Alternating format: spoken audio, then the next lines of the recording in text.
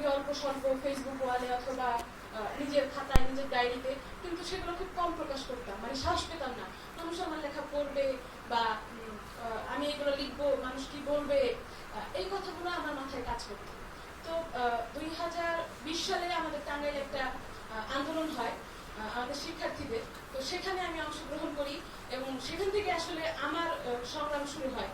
এবং এরপর 20 সালের পর আমি 21শে নিরাপদ সড়ক আন্দোলন থেকে শুরু করে প্রতিটা সংগ্রামী নিজের যতটুকু পেরেছি দেওয়ার চেষ্টা করেছি, এবং তখন থেকে আসলে এই লেখার সাহসটা আমার মাঝখানে চলে আসে। তো টাঙ্গাইলে যে আমাদের আন্দোলনটা হয়েছিল সেখানে আমার সৌভাগ্য হয়েছে নেতৃত্ব পর্যায়ে অংশগ্রহণ করার, এমনকি টাঙ্গাইলে বৈষম্যবিরোধী ছাত্র আন্দোলনের পক্ষ থেকে একটা টিম গিয়েছিল, একটা প্রোগ্রাম হয়েছে, সেখানেও আমি উপস্থিত ছিলাম, অনেকের সাথেই দেখা হয়েছে, কথা হয়েছে। তো আমি যদি বলি যে জুলাই আমার চোখে কেমন, তাহলে আমি বলবো জুলাই আমার চোখে সংগ্রামের, লড়াইয়ের, প্রতিবাদের, ঐক্যের এবং গণজাগরণের একটি স্বপ্ন, একটি সংগ্রাম, একটি নিদর্শন।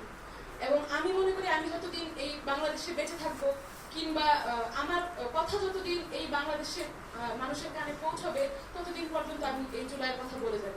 এবং আমি চেষ্টা করবো আমার লেখা অব্যাহত রাখার, কারণ খুব কম স্পেস আমাদের দেওয়া হয়। আমরা যারা অল্প লিখতে পারি বা অল্প লেখার চেষ্টা করি, বিভিন্ন পত্রিকাতে যদি আমরা চেষ্টা করি, তারাও আমাদের লেখাগুলো আসলে ছাপায় না। তো সেই জায়গা থেকে বৈষম্যবিরোধী ছাত্র আন্দোলনকে ধন্যবাদ এত সুন্দর একটি আয়োজন করার জন্য। এবং আমি বারবার বলি যে আমার যে জুলাইয়ের আমি যা দেখেছি নিজের চোখে, সেই জুলাই আসলে মুখে প্রকাশ করবো বা ভাষায় প্রকাশ করবো, আসলে আমি যখন কথাগুলো লিখেছিলাম তখন আমি ভাষা খুঁজে পাইনি। আমি আমার চোখের সামনে দেখেছি যে আমার ছোট ভাই মারুফ টাঙ্গাইলের শহীদ 5 আগস্ট শহীদ হন। ওকে আমি ছোটবেলা থেকে দেখেছি, ও হাতে লেখা শিখেছে, ও 4 তারিখে আমাদের এলাকায় দেয়াল লিখেছে। আমাদের যে রিমেম্বারিং আওয়ার হিরো যে প্রোগ্রামটা ছিল, তখন হচ্ছে আমরা গ্রাফিতি করেছি বা আমাদের যে কথাগুলো আমরা দেয়ালে লিখেছি, আমিও বের হয়েছিলাম 1 তারিখে বাসায় মিথ্যে কথা বলে, বৃষ্টি ছিল, সেই সুযোগে বের হয়েছিলাম যাতে ছাত্রলীগের সামনে না পড়ে যায়। এবং আব্বার কাছ থেকে বিভিন্নভাবে তথ্য নিয়েছিলাম যে ছাত্রলীগ আসলে কোথায় আছে, পুলিশের অবস্থানটা কোথায়। তো এগুলো জেনে বের হওয়ার পর দেখতে পেলাম যে আমি ছাড়াও আরো অনেকেই দেয়াল লিখছে। যেহেতু ছবি আঁকার সাথে আমার ছোটবেলা থেকেই কিছুটা সম্পর্ক আছে, তো সেই জায়গা থেকে আমার আসলে সেদিন রাস্তায় নামা। তো সেখানে গিয়ে দেখলাম মারুফও লিখছে এবং ও লিখে চলে গেছে। আমি জিজ্ঞেস করলাম এগুলো কারা লিখতেছে, বললো যে এই এলাকার ছেলেরা লিখতেছে। পরে জানতে পারলাম সেটা মারুফই লিখেছে। এবং মারুফকে আমি একদম ছোটবেলায়, যখন ওর বয়স 9-10, আমার আম্মার কাছে প্রাইভেট পড়তে আসতো, তখন ওকে আমি দেখেছি।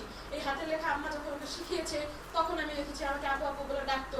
সেই ছেলেটা যখন শহীদ হয়, আমি যখন জানতে পারি, তার বাসায় যখন যাই, তার মা আসলে বলা একটু কষ্ট, আসলে ওর চেহারাটা আমার চোখে এখনো ভাসে, যে একটা ছোট্ট বাচ্চা, সে এত বড় একটা, এখন যখন ও শহীদ হয় তখন ও ক্লাস 9-এ পড়ে। তো এই যে সংগ্রামগুলো আমরা দেখেছি যে 4 তারিখে আমার মা নিজে আন্দোলনে এসেছিল, এবং আমি এটা কখনো কল্পনা করিনি যে আমার সংগ্রাম দেখে, আমাদের এই ছাত্রদের যে এই গণজোয়ার দেখে আমার মা পর্যন্ত সাহস পাবে এই সংগ্রামে আসার। তো এই অনুভূতিগুলোই আসলে আমার কাছে জুলাই। এই যে এগুলো আমি বলতে পারছি, এটাই আমার কাছে জুলাই। আমি চাই এই জুলাইয়ের যে ঐক্য, এই জুলাইয়ের যে সম্প্রীতি, এই জুলাইয়ের যে সাহস, সংগ্রাম, লড়াই আজীবন বেঁচে থাকুক। এবং আপনাদের সবাইকে ধন্যবাদ আমার কথাগুলো শোনার জন্য। আসসালামু আলাইকুম।